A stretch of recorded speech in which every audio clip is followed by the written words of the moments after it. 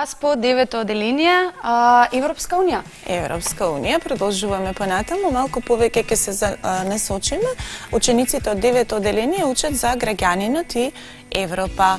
Поимни се оние кои што се всушност се однесуваат на Европската унија, постепено ќе ги објаснуваме за да не ги читаме сега. За почеток, што би направиле учениците? Значи, оваа табела многу често ја користиме во наставата, што знам за Европската унија, што сакам да знам и на крајот кога ќе завршиме темата, што научив. Има доста работи што ги знаат, меѓутоа има и доста работи што погрешно ги знаат, така што ние за почеток, нели, во нашето училиште распишавме конкурс, меѓутоа овој конкурс оди во повеќе училишта.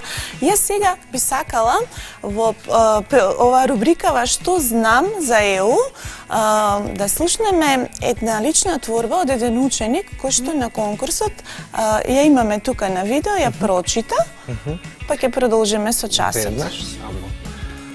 Вака, ова може би од Вибер, да.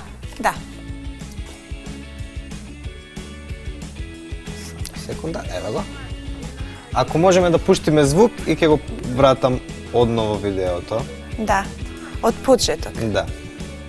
Ако може само режија да пуштиме звук. 9 мај, денот на Европската унија. Во мај не постојат денови празни, родендени безброј со очувања разни. Месецот во кој секој мирно стои, до 9 мај деновите ги брои.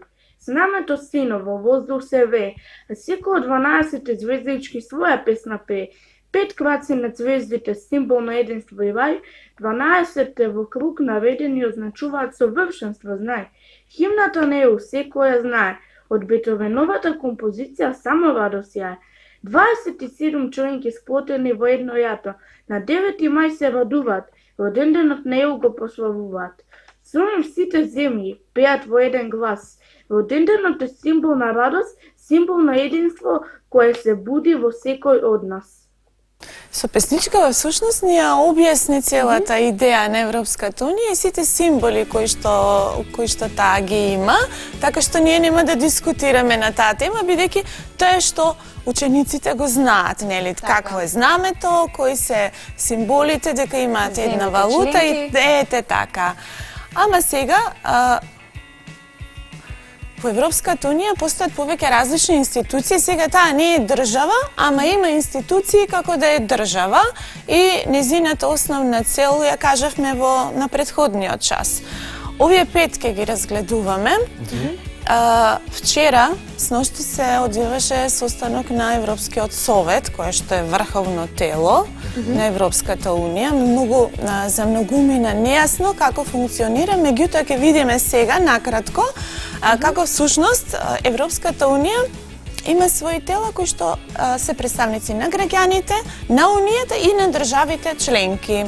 Европскиот совет е највисокото тело и тоа обично се ги сочинува председателите на земјите или на владите и од сите земји, меѓутоа и од оние држави кои што сакаат и аплицираат да бидат членки. Најчесто состаноците се наречени самити и се 4 пати во годината. Вчера имаше таков самит во Загреб, да. Европскиот парламент, тој е всушност гласот на народот. И таму има многу. Веројатно сте виделе седница на Европски парламент, каде што има многу луѓе кои што се представници од членките. Оно што е позитивно за Европската унија, секој јазик на државата која што станува членка на Европската унија е јазик на Европската унија. Значи, ние доколку би влегле во Европска унија, ние би имале исто луѓе кои што се дел од овој парламент. Би имале. И би гласале секој 5 години, значи граѓаните кои што имаат право на глас, ќе гласаат паралелно, освен за изборите што ги имаме за институциите во нашата држава, ќе гласаат и за представници во Европскиот парламент. Значи, тоа е глас на граѓаните. Советот на Европска унија или Совет на министри порано наречено е глас на државите.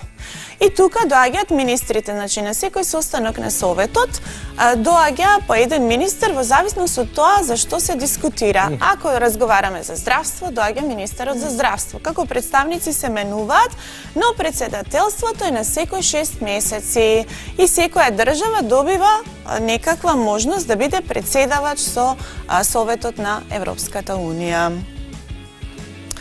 комисијата, веројатно често на вести слушате еврокомесарот. Комесарите се тие што всушност преговараат и ги штитат правата на Европската Унија, односно на Унијата како заедница. Таква цел има и Европскиот суд на правдата, кој што се грижи за сите документи што се донесени во Европската Унија да бидат спроведувани во земјите членки, но и тие што имаат аспирации да бидат земји членки. Сега, учениците имаат задача, значи сите вие што следите имате задача да направите графички приказ на Европската Унија.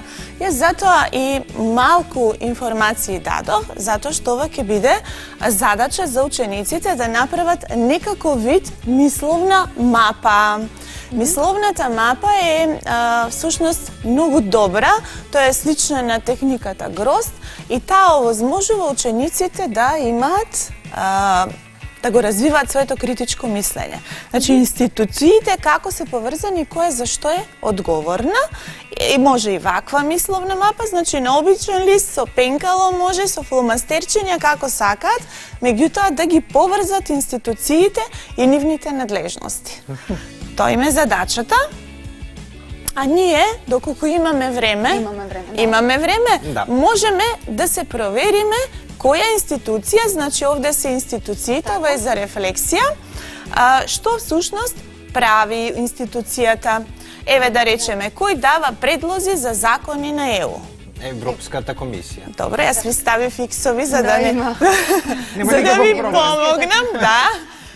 Кој ги одобрува законите на Европската Унија? Советот на ЕУ, односно сите оние председатели кои што се Членови на така. на тој совет. Се состои од само еден представник член по земја на Европска Унија. Да, Европската комисија. Европската И на 6 комисија. месеци се менува председателството ни. На Советот. Советот, да. тоа, да, А Европската комисија си има по еден представник од секоја земја. Ги представува интересите на граѓаните на ЕУ. Европскиот парламент. Европскиот парламент ги представува интересите на земјите. Мислам дека рипнавме, но ги избираат граѓаните на ЕУ. Ги избираат граѓаните, ама и ги представува интересите, значи двете се исто, благодарам. Ништо. Ги представува интересите на земјите на ЕУ и нивните влади. Советот на ЕУ. Советот на ЕУ, нели рековме совет на министри, тој што ги представува државите. Одлучува за толкување на законите на ЕУ. Европски суд на правдата. Тоа е во Добро. Луксембург. Дефинира општо политичка насока на ЕУ. Тоа е европскиот. Првиот, оно што е најглавниот. Така. И обезбедува почитување на правото во ЕУ. Европскиот суд на правдата. Така. И сега учениците за дома имаат задача во групи да направат истражување на сите овие 5 институции. За јас намерно не споменав број на членови, не споменав ниту задачи конкретни, не споменав ниту седиште, затоа што Европскиот парламент има 3 седишта. Тоа треба да биде истражување за учениците кои што ќе треба да направат презентација за следниот час и да дискутираат за местото на Македонија во Европската Унија и условите кои што некоја држава треба да ги исполни доколку сака да стане членка на оваа меѓународна организација. Ова е наистина тешка задача наставнички. Овие институции сите ми биле мене комплицирани да ги научам вака. Ајде ќе пробаме. Да ги пробаме. Секако. Ќе пробаме. Ќе пробаме, може, меѓутоа мислам дека може биде предизвикувачки за децата, бидејќи сега се наоѓаме во тој момент и е важно да знаеме за Европската Унија. Ние завршивме со часот, нели, но се гледаме и утре. Утре е петок, последниот ден во неделата кога учиме и кога сме тука на ТВ училница и потоа ни следи викенд. Се гледаме од утре. Чао, чао. Чао.